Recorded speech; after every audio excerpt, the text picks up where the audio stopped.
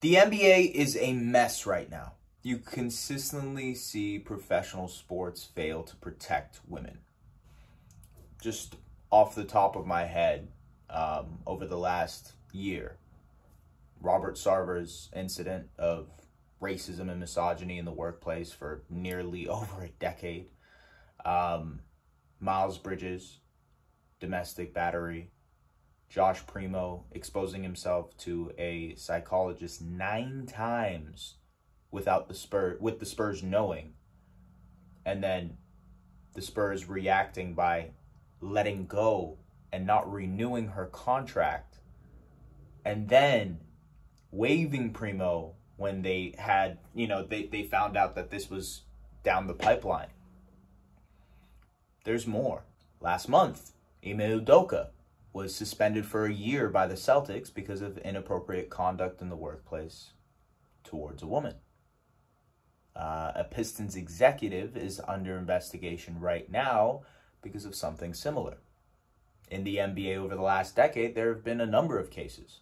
A couple of seasons ago, the Toronto Raptors had a Terrence Davis situation, which was domestic battery, or domestic violence, if I'm not mistaken.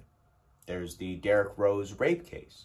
There's Lance Stevenson. There's Jason Kidd being hired after a checkered history as well. There's Chauncey Billups being hired after a checkered history as well.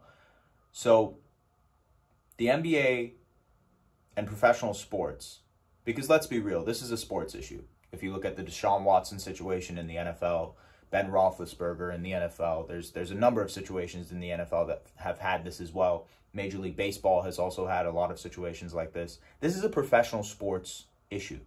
This is a problem right now. And it's disheartening because it doesn't seem like the pro sports leagues take things seriously.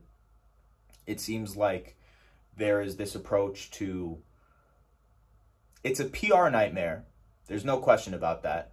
And I feel for the people who are dealing with all the PR mess that come from all this stuff.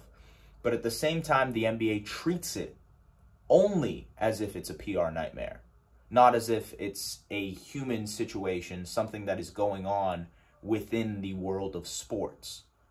And I think that's a really, really important distinction to make, because these PR nightmares eventually go away. Headlines eventually go away. News stories, breaking news, right? Those things go away because people end up forgetting about them. But being accountable towards what's happening, seeing the trend of players, coaches, athletes, executives, owners, consistently doing this, it makes me think about the stories we haven't heard about. The stories that we don't know about because they have been covered up. Because, there wasn't someone who came forward. And that's really heartbreaking. So it's tough to be an NBA fan right now. Between everything that's happened over the last couple of months, heck, the last couple of years, it's really hard to be a professional sports fan. We continue to do it because we love the game. We love watching it. We love supporting and watching basketball. It's my passion. But it's hard. And it's disheartening. And it's a bad day in the NBA. It really is a bad day in the NBA. It's heartbreaking.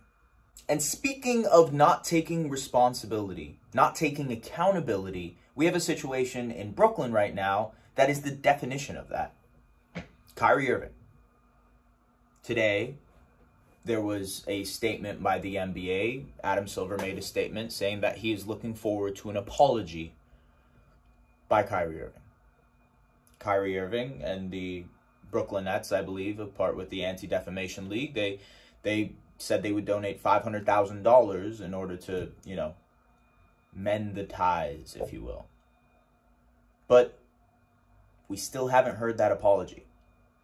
We still haven't heard accountability from Kyrie. It's spinning in circles, looping around, dodging the questions. Just listen to what he had to say today in the latest press conference. Do you have any anti-Semitic beliefs? Again, I'm going to repeat. I don't know how the label becomes justified because you guys ask me the same questions over and over again. But this is not going to turn into a spin-around cycle of questions upon questions. I told you guys how I felt. I respect all walks of life and embrace all walks of life. That's where I sit. I think what people want to hear, though, is just a yes or no on that question. Yes or no. I cannot be anti-Semitic if I know where I come from. I cannot be anti-Semitic if I know where I come from. In your mind, you said I didn't mean to cause any harm. Were you apologizing or did you not apologize? I didn't mean to cause any harm. I'm not the one that made the documentary. What are the specific things in the documentary that you don't believe are true and that you don't believe represent your morals? I think some of the criticism of the Jewish faith in the community, for sure. Some points made in there that were unfortunate. Does that sound like someone who's apologetic? Someone who is taking accountability? Because to me it doesn't. That doesn't seem like someone who's taking accountability. And I doubt we ever get that accountability. I imagine that the Nets, along with the NBA, along with Kyrie Irving, hopes that we just forget about this story. That we just put it on the wayside. And this is very similar to the Primo situation and all the other situations that I just listed, because the NBA wants you to forget. Pro sports leagues want you to forget. They're not looking for real accountability. They want you to forget. They want you to push that story to the side, move on, continue enjoying the product, and that's it.